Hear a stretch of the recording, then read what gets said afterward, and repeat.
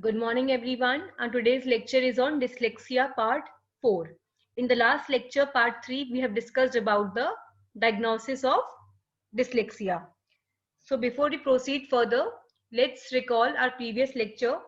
In the last lecture, we have discussed about the diagnosis of dyslexia. So the first step was there would be a large achievement gap between the typical and the dyslexic readers. And this achievement gap will be evident as early as in the first grade and will persist throughout adolescence. We have discussed about that graph, that there was a wide achievement gap between the typical and the dyslexic readers.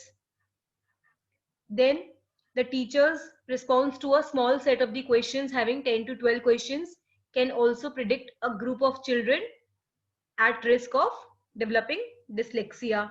Then dyslexia is a clinical diagnosis and requires detailed, uh, careful history. Then the physician must determine dyslexia through detailed history, his own careful observation and psychometric assessments.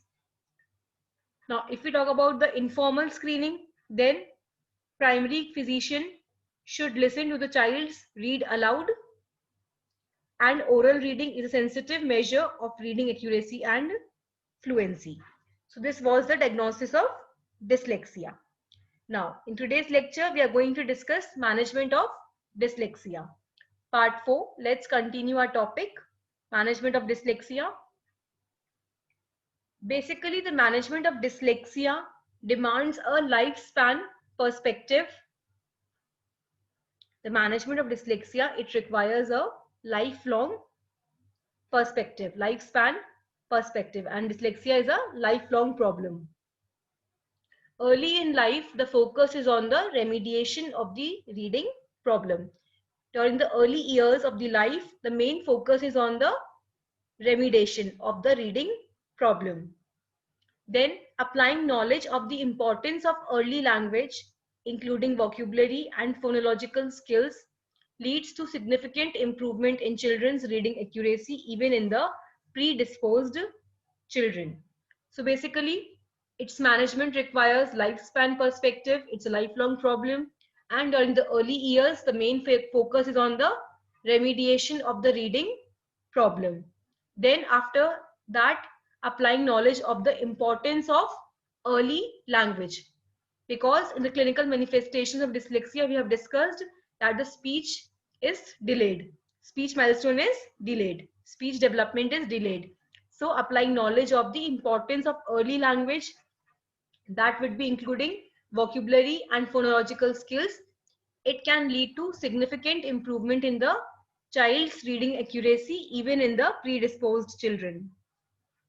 As the child gets matured and enters the more time demanding setting of the middle and then high school, the emphasis shifts to the important role of providing accommodations. Now, we have discussed that during the early years, the main focus was on remediation of the reading problem. Then, in those years, applying knowledge of the importance of early language, which includes vocabulary and phonological skills, can lead to significant improvement in the reading ability of the child. But as the child gets matured and enters into the high school, middle school, the emphasis, the focus shift to the important role of providing accommodations. The main focus is on the how to provide the accommodations. Based on the work of National Reading Panel, evidence-based reading intervention methods and programs are identified. Now there are wide range of the interventional programs that helps the children with reading and writing.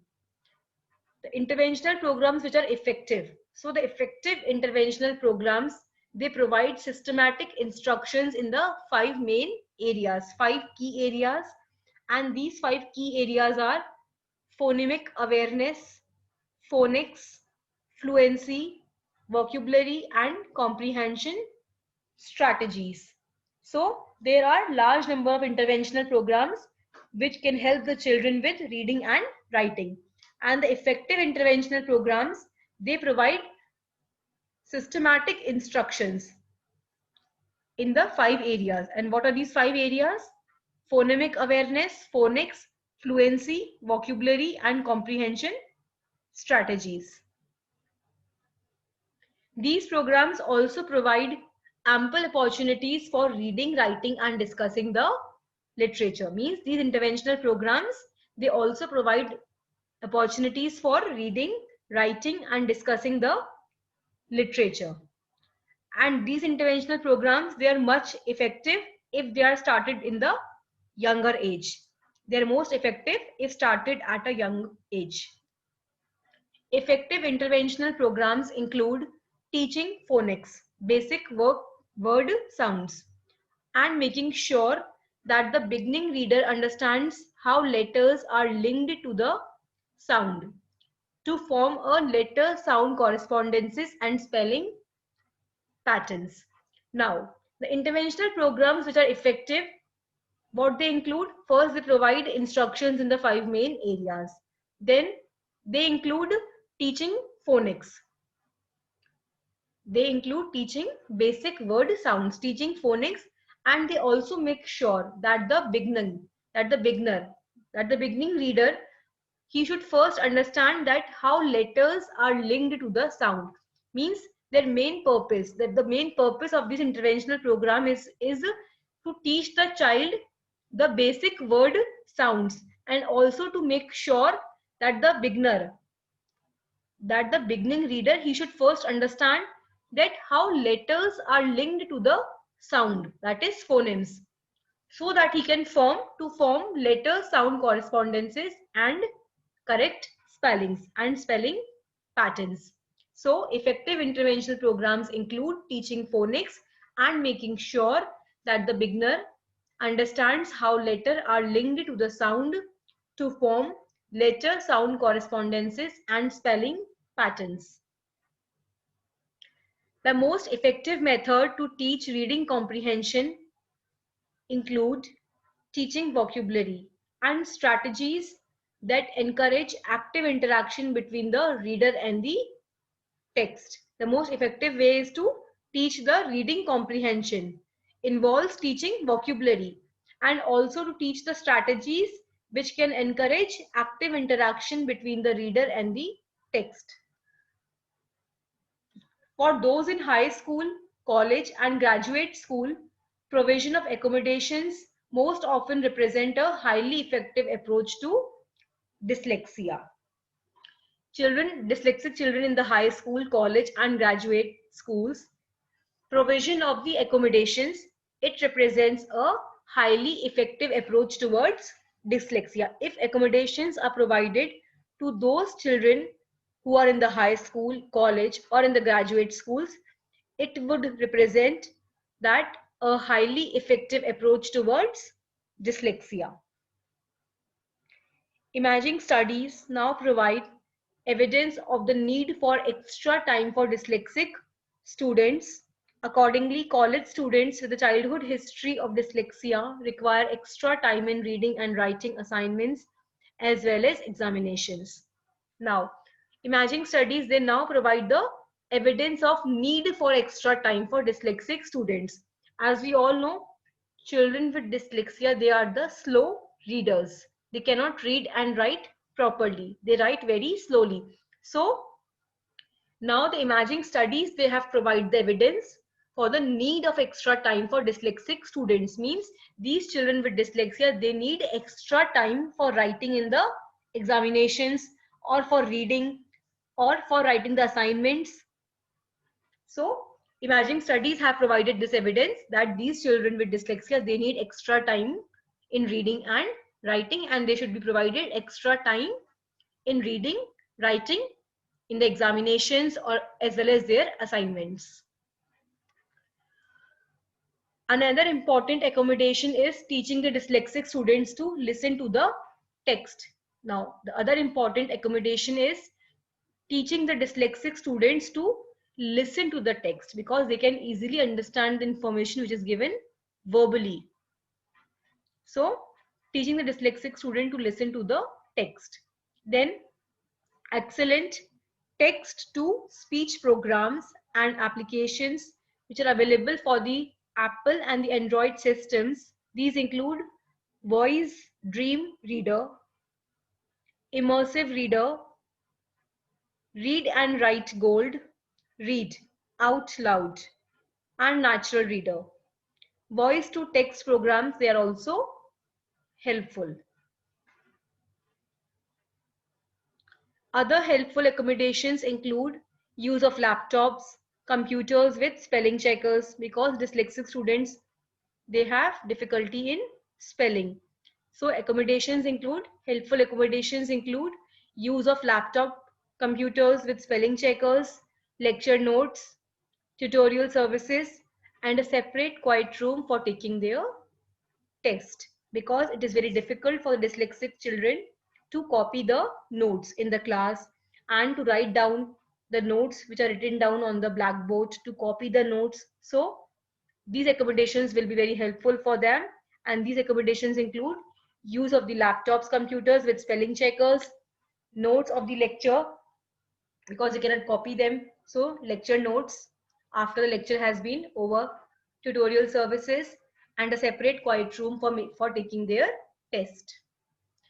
In addition, the impact of the primary phonological weakness in dyslexia mandates special consideration during oral examinations, so that students are not graded on their lack of glibness or speech hesitations, but on their content of the knowledge. Now, the second accommodation which is helpful for them would be that this should be taken into consideration, that the dyslexic people, they should not be judged and they should not be graded on the basis of their speech hesitations or lack of glibness, lack of fluency, lack of smoothness. In fact, they should be graded and judged on the basis of their content of knowledge. And this should be taken into consideration, that dyslexic people, dyslexic students, especially during the oral examinations, they should not be given grades on the basis of their speech hesitations or lack of fluency. In fact, they should be given marks on the basis of their knowledge. While dyslexia is a lifelong problem, there is a range of special educational interventions which are helpful for the children with dyslexia with their reading and writing. These interventions are generally most effective if they are started at the younger age. The type and the extent of the intervention needed will depend upon the severity of the child's difficulties. Now, this is very obvious. The type of the intervention and the extent of the intervention will purely depend upon the severity of the condition of the child, on the severity of the child's difficulties. Educational interventions. A number of educational interventions and programs are available for children with dyslexia. There are large number of educational interventions available for the children with dyslexia. Now, these interventions, they can range from regular teaching in small groups with a learning support assistant to one-to-one lesson with a specialist teacher. Now, this will depend upon the severity of the child's difficulties. So this intervention, it ranged from regular teaching in small group with a learning support assistant to one-to-one lesson with a specialist teacher. Now, basically, these interventions, they focus on the phonological skills, which is the ability to identify and process the word sounds. So these interventions, their main focus is on the phonological skills, and these interventions are often referred as phonics. Now, phonic interventions can involve teaching the child to practice reading words accurately to help them read more quickly. Now, this will start step by step. First step is asking the child to practice the reading words so he can read quickly like other normal children. So the first step is the child is asked, the child is taught to practice the reading words accurately to help them read more quickly so that their reading can be more quick. Second step is teaching the children to recognize and identify the sounds in the spoken words. In the first lecture, we have discussed that the letter B has a sound. Every letter has a sound. So, teaching the child to recognize that sound, to identify the sound in the words which he is speaking, to identify the sound in the spoken words. For example, helping them recognize that even short words such as hat are actually made up of three sounds: H, A, and T. So, teaching the child that even the short words, for example, hat is a very small word, that even the short words, for example, hat, is actually made up of three different sounds: H sound, A sound, T sound. Three different sounds. So, teaching the child to identify the sound in the words.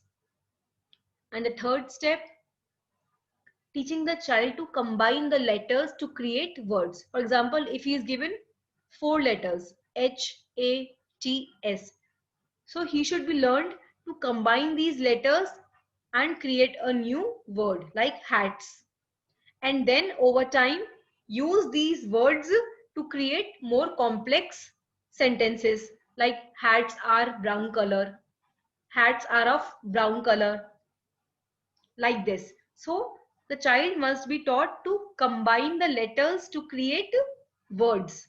HATS, hats. And with time and over time, use these words to create sentences. It can also help the child. It can also help if the child is taught in a multi-sensory way. Three steps were: asking the child to practice the reading words so that his reading can be more quicker. Second, teaching the child to recognize and identify the sound in the letters and teaching him that even small words have three different sounds. For example, hat, H, A, and T. And third step, teaching the child to combine the letters to create a new word, and then after that combine these words to make a sentence. Then fourth is teaching the child in a multisensory way. Multisensory way means multiple senses are used at the same time. Where the child is taught in a multisensory way where they use several senses at the same time. An example of the multisensory teaching is where the child is taught to see the letter A. Multisensory teaching example है, child is taught to see the letter A, then say its name and sound and write it in the air, all at the same time. Multisensory teaching. See the letter A, say its name and the sound and write it in the air, all at the same time. This is example of multisensory teaching.